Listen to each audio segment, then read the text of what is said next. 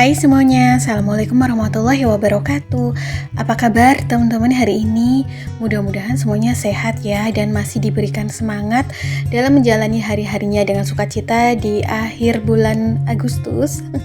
Gimana nih? Pasti pada capek ya kalau yang kemarin pada ikutan lomba-lomba Agustusan, merayakan, apalagi yang jadi panitianya.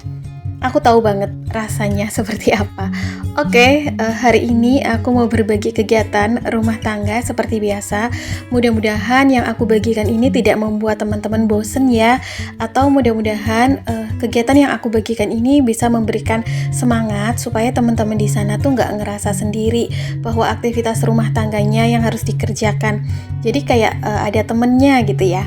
Nah, sembari aku kegiatan rumah tangga, aku juga mau sharing-sharing mengenai hidup minimalis, terutama mengenai cara berhemat, terus juga berbagi tentang keuangan keluarga, upaya-upaya berhemat, dan lain-lain.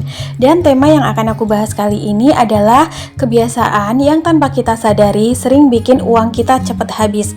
Nah, dari kebiasaan-kebiasaan tersebut apa aja sih? Dari yang pertama yaitu kebiasaan tidak mencatat atau abai terhadap budgeting. Seperti yang kita tahu semuanya ya teman-teman, tujuan melakukan budgeting atau mencatat setiap pemasukan dan pengeluaran rumah tangga adalah supaya kita bisa tahu atau bisa men-tracking, melacak, dan juga meletakkan setiap uang yang kita miliki. Jadi setiap penghasilan yang kita punya itu sudah ada fungsinya masing-masing. Sehingga kita lebih sadar dan tahu sebenarnya berapa sih uang yang kita miliki selama ini. Dari kondisi ini, kita jadi sadar untuk tidak sembrono terhadap uang yang kita miliki, untuk lebih berhati-hati dalam mengeluarkan dan juga menggunakan uang yang kita punya. Kebiasaan yang kedua yang tanpa kita sadari yang sering bikin uang kita cepat habis adalah kebiasaan hidup di luar kemampuan yang kita miliki. Terkadang kita suka ngegampangin gitu ya dan maksain diri untuk beli sesuatu yang belum mampu kita untuk belinya dengan mindset atau pikiran nanti juga ada uangnya. Padahal kadang-kadang kondisi ini membuat rasa stres hingga terlalu berlebih. Meskipun ujung-ujungnya kadang-kadang juga ada ya rezeki tambahan atau kadang-kadang kita bisa mencari uangnya, tapi seakan-akan kondisi tersebut memaksa kita untuk ekstra dalam memikirkan dan mencari uang di luar kapasitas ataupun kemampuan yang kita miliki. Contohnya, ada yang pernah dengar cerita orang seperti ini nggak? Sebenarnya gajiku itu nggak seberapa, bahkan pengeluarannya itu terlalu banyak. Kalau dihitung-hitung tuh nggak cukup, tapi cukup-cukup aja tuh setiap bulannya. Memang, kelihatannya memang cukup atau memang kondisinya cukup, tapi kenyataan di lapangan apa bisa nyaman menjalani kondisi hidup yang seperti itu? Kadang-kadang adanya uang tersebut juga tidak selamanya uang adem gitu ya, atau uang tenang, atau uang ekstra yang bisa kita cari.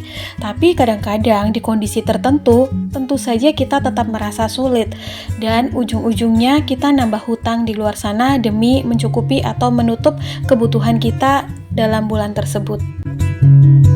Kondisi ini akarnya ya dari kebiasaan kita hidup di luar kemampuan yang kita miliki. Yang paling penting adalah pengeluaran kita harus menyesuaikan pemasukan yang kita miliki, bukan malah sebaliknya. Bukan malah penghasilan kita yang harus menyesuaikan setiap keinginan dan pengeluaran yang kita miliki.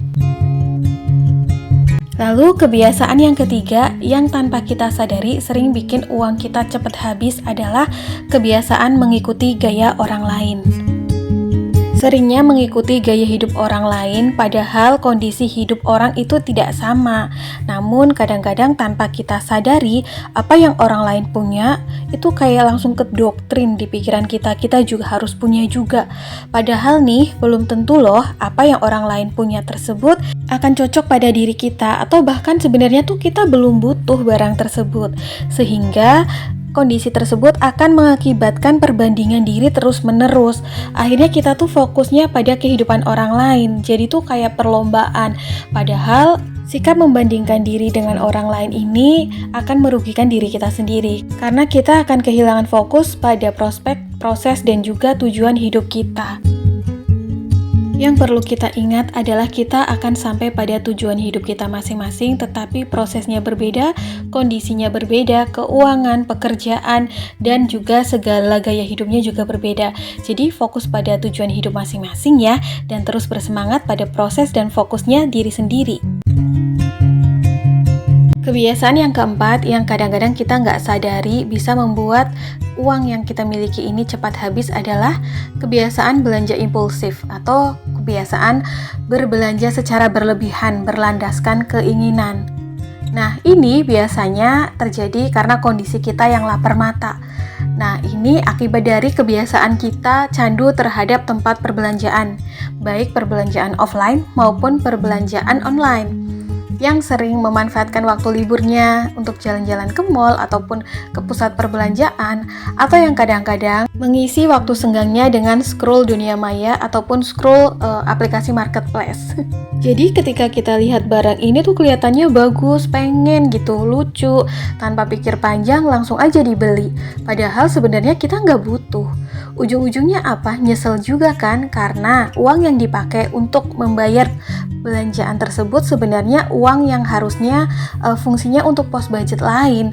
Atau yang paling parah, belinya barang tersebut karena kita lagi nggak punya uang, maka kita bayar barang tersebut dengan sistem beli sekarang bayar nanti. Misalnya pakai kartu kredit atau pakai pay later gitu ya, atau aplikasi berbayar lainnya, sehingga jadi punya utang gitu yang tadinya hidupnya baik-baik aja dengan pikiran nanti dibayar pas gajian, padahal uang gajian berikutnya sebenarnya kan hak untuk pos budget pokok yang kita miliki atau hak untuk pos budget di bulan depan. Akhirnya kepake juga di bulan ini, minus juga kan? Kebiasaan yang kelima yang tanpa kita sadari sering membuat uang kita lebih cepat habis adalah kebiasaan tidak punya tabungan atau kebiasaan gak mau nabung. Sering menyepelekan yang namanya tabungan. Padahal tabungan ini adalah pos budget pertama yang harus kita prioritaskan setelah kita menerima gaji. Dengan menyisihkan sebagian dari penghasilan yang kita miliki untuk ditabung, artinya kita telah memenuhi hak diri kita sendiri atau telah membayar diri kita setelah capek sebulan bekerja. Tentu saja tabungan ini penting ya dengan berbagai manfaat yang ada di dalamnya, terutama untuk menolong kita saat kondisi kita sulit. Lalu juga tabungan ini bisa menopang kita saat pekerjaan kita sedang terdampak masalah, baik masalah dari internal diri kita sendiri maupun eksternal ya, apalagi terdampak masalah global. Lalu tabungan ini juga bisa kita manfaatkan sebagai dana darurat yang bisa digunakan untuk hal-hal yang sifatnya emergensi dan insidental. Misalnya kalau pas saat kita memerlukan biaya kesehatan ataupun pengobatan yang tinggi atau hal-hal emergensi lainnya lah.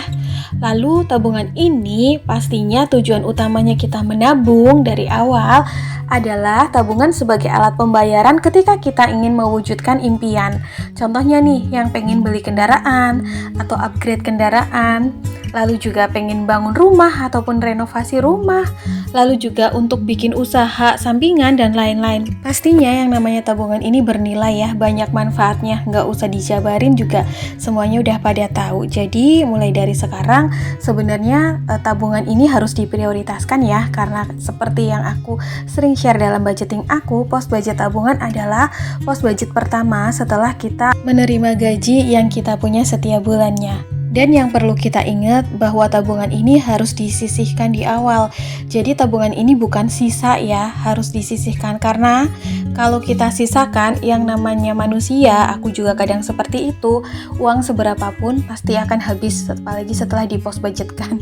Jadi alangkah baiknya tabungan ini masuk dari salah satu pos budget yang harus kita isi setiap bulannya. Oh ya teman-teman, kemarin banyak yang request untuk video masak, jadi aku sempilin ya video masak di sore hari.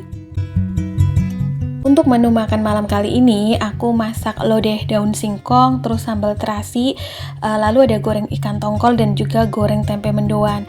Setiap hari menu-menu rumahan yang aku sajikan ya menu-menu sederhana ya, sesuai dengan budget anggaran belanja yang aku miliki.